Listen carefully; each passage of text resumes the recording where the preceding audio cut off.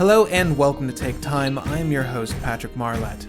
Today we'll be taking time with Lauren and Lorenzo of Laurier Watches, discussing their past, the spark of inspiration for their brand, and what they have in store for the future of Laurier Watches. I'm Lorenzo Ortega. And I'm Lauren Ortega. And we're the people behind Laurier. Well, it primarily began with Lorenzo having this love of tinkering, and we always thought, okay, when we retire, Lorenzo will tinker with watches, and that'll be his source of fun. Lorenzo is actually the person who got me into mechanical watches. Yeah, I mean, we've always loved watches, especially vintage watches, but we were never collectors. So I started out with this Seiko 5, like a lot of other people. My dad gave it to me for my 15th birthday, and this thing was my buddy from that time until grad school. And so that's what really got me attached to this idea of having your watch as a buddy and as just a constant companion. And I think the moment I discovered vintage watches, that idea just sort of clicked, because that's what they were built for. You know, if you look at all these iconic references, you know, those things were meant to be a person's one watch. Mm-hmm. We didn't collect watches so much as purchase watches that we could use and wear as often as possible. So we started out with matching Seikos, and then our dress watches were these vintage Omegas. Right, so we don't wear wedding rings, so instead we got watches. these. Yeah, so I got into grad school and I was like, okay, I need something more serious than my Seiko, and so we got these matching Omegas, and we weren't married yet, but this was sort of our matching watches, sort of, were serious. So anyway, it was one of these watches. It was Lorenzo's vintage Omega. The summer of 2017. Right. We were going to my cousin's wedding, and he had it in the bathroom because that's what he was going to wear that day. He was taking a shower, and it flooded just from the steam in the bathroom. Right. I wasn't even wearing it in the shower. It was just sitting on the counter and flooded.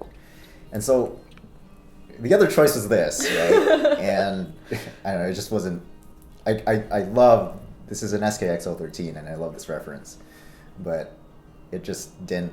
It doesn't work with a suit. As much as I love it. So we got home, and I started looking for a replacement, something that we both could wear, something that we both could wear anywhere to any situation. We were looking for that one watch, right? And so this is the summer, and being teachers, we had 3 months off. And so Lorenzo just kind of started scratching this itch of what would his ideal watch be. Right. And that's when he created the Neptune. That's kind of right. Lorenzo embodied in a watch, really. Yeah, because to me, there's no watch that better embodies the ideal of a one watch than a mid-century dive watch. And so that's how we got started on Laurier and the Neptune specifically. Yeah. With the second generation of the Neptune, we decided to enlarge the dial. We did it because it gives the Neptune an overall more balanced look.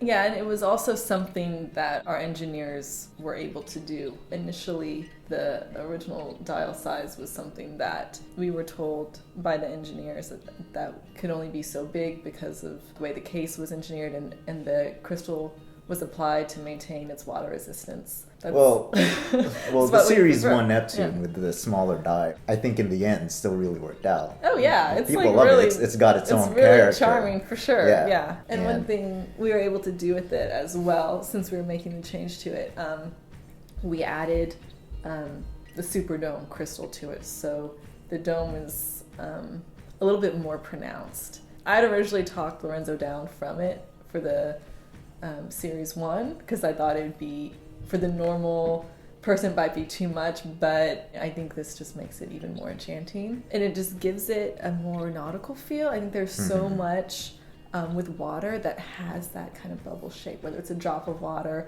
a diving bell, a porthole. You're going throughout your day, and let's be honest, most of us aren't professional divers, but you can wear that watch and it can just kind of transport you. And it just kind of adds a little bit, another layer of fascination to it, I think, that just make it really cool. Both our divers have that Superdome crystal on it.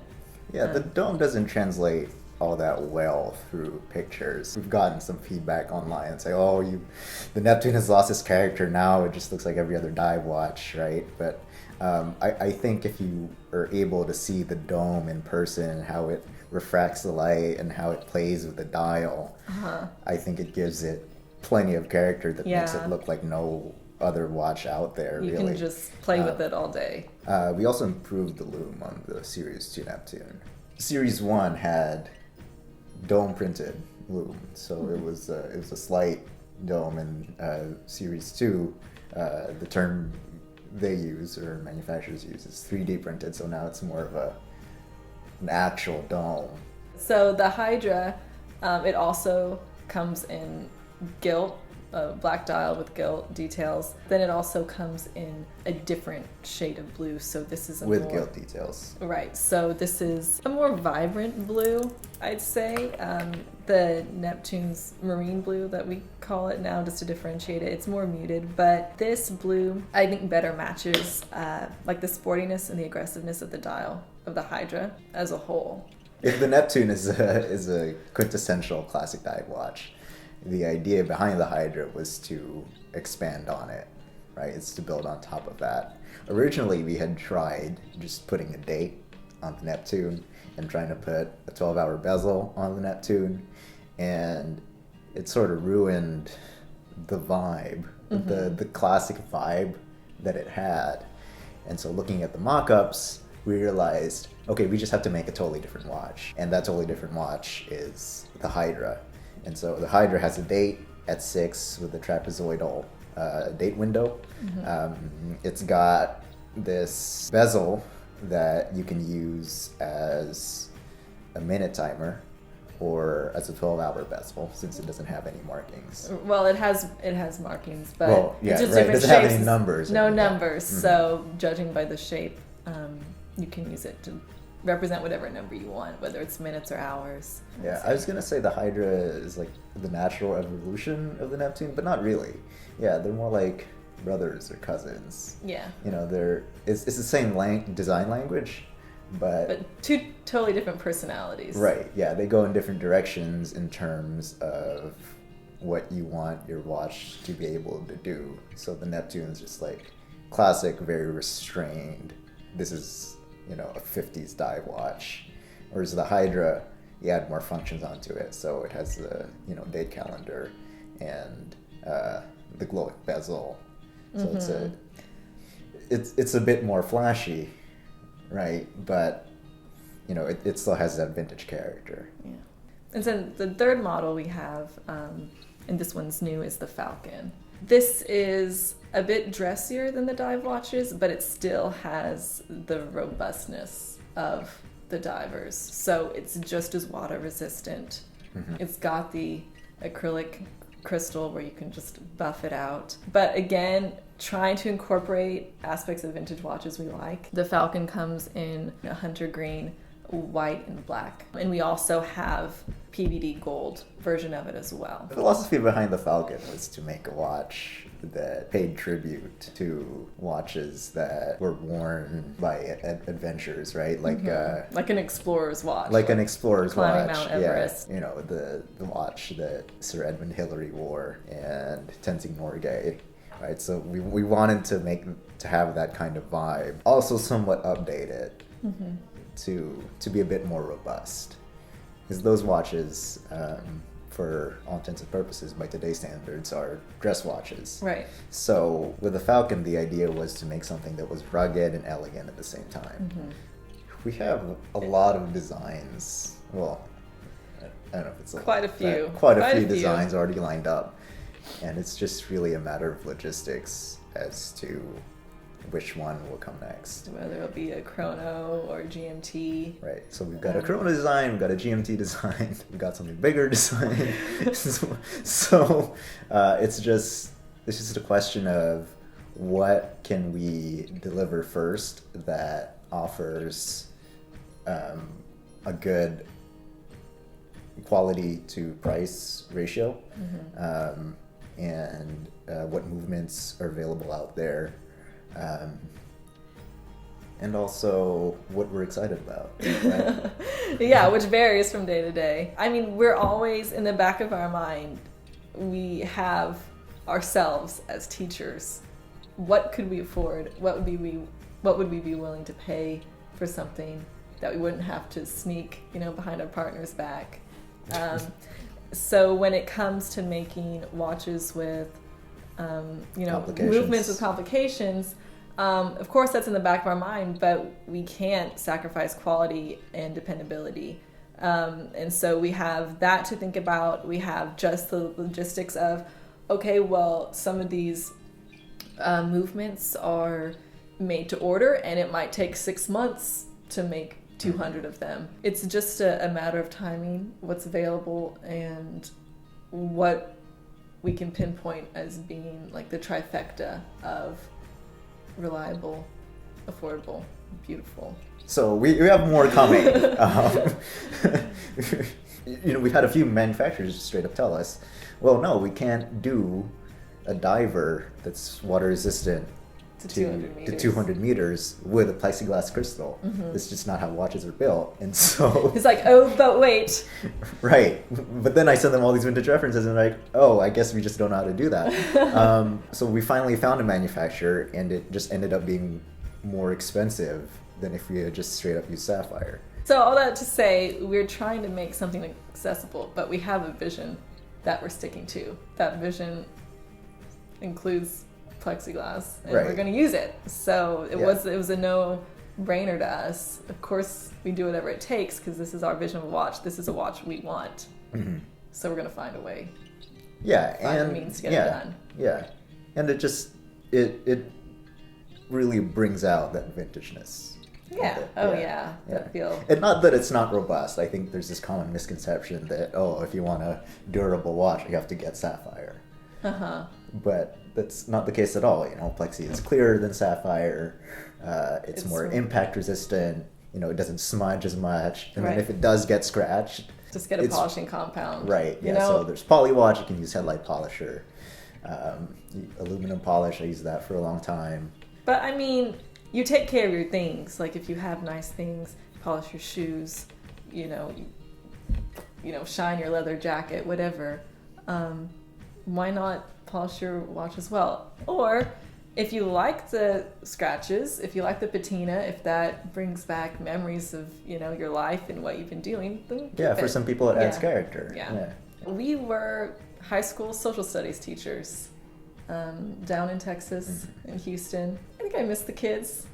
Do you miss the kids? I miss the kids. Yeah. It was fun. There was a lot of humor in it. But we weren't just teachers before that. No, and before we were teachers, we had nonprofit jobs essentially. Right. Yeah. Right. You worked for refugees. You worked for a refugees resettlement organization. I worked at a small private college.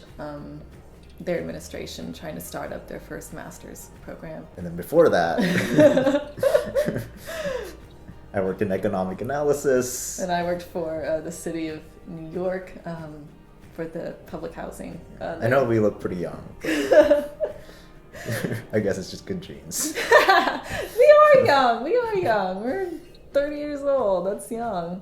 That's fine. So I think maybe our life experiences, both professionally and personal, have kind of given us this motivation to focus on quality, being quality people and making quality products, putting people first. Now we're on this crazy adventure. It is crazy. The funny thing that kind of started it all was we hadn't told him that we were starting our own watch brand, that we had been doing any of this, and we kind of went public. We opened the website and the social media. And even then, we didn't tell our families because we didn't want them to support us out of just being family. Right. We decided a cool way to tell him about this would just be to give him a watch for his birthday. And so we give him the watch and we're like, so Dad, it's like, oh, this is great. Have you heard of Laurier? And he's like, oh, maybe. I don't know. It sounds familiar. And I was like, that's interesting. Because it's your dad said, yeah, I've heard of Laurier. Yeah, this kind of. Cool, I think he was bluffing. I always think he was just trying to make us feel better. Then we told him, it's actually our brand. This is our watch that we design and that we sell. And he was just blown away. And, we sized it for him. He put it on and he was like, I'm gonna be buried in this. And he wears it all the time, regardless of what he's doing, whether he's like, working out in the yard, cutting down trees, pruning, doing housework, cooking, going on trips, whatever. He wears his watch. Mm-hmm. And so it's just all kinds of banged up. He was he was a pilot in Vietnam. So he was talking about how they would hack their watches. Mm-hmm. And since the Neptune has a screw down crown, I don't think he was used to that. And so I think he was trying to set the time, right? And he couldn't pull out the crown. And his watch looks like, he tried to use pliers to take the crown out or something. So the crown is already somewhat out. But it works, and he just soldiers on with it. Oh my gosh. He wears it all the time. It's nice to see, because that's really what we'd like everyone who wears our watches to do, to just wear it all the time and love it. I think our personal experience just hasn't allowed for that to really be an option. Right. I could never collect, because then she would get mad at me and it would cost a lot of money. Okay. Yeah. Yeah. No. Well, that's one reason, right? Mm-hmm. But the other reason was, so this Seiko SKX 013 was my daily wear, and when it would be a special occasion, I'd switch to the Omega, right? And every time I would switch, it would be like the Seiko was saying to me, like, really, you're switching now after all we've been through? Such a loyal person. Look at you. But that's what watches are to me. It's just like this little machine on your wrist. Your companion. It's your companion. Okay. Yeah, you build memories with it. Like, it's your adventure buddy, right? Mm-hmm, mm-hmm. Yeah, and so that was also part of the impetus as to why we designed, our watches the way we did, right? It's so that we wouldn't have to switch. That's where this watch can be your one watch. So we had gotten this very nice email from a customer who had just bought a Neptune, and in his email he wrote something like he had this very expensive collection with 20 watches or more, but then he says, for some reason I can't take the Neptune off, and I get it now. It's like a classic car, but that you can drive every day. And I think that perfectly encapsulates what our brand philosophy was, or what we want to do with our watches. Mm-hmm. Something that has the panache of vintage watches, but totally functional, reliable, and affordable. Right. Something that looks vintage, something that feels vintage, but works like new.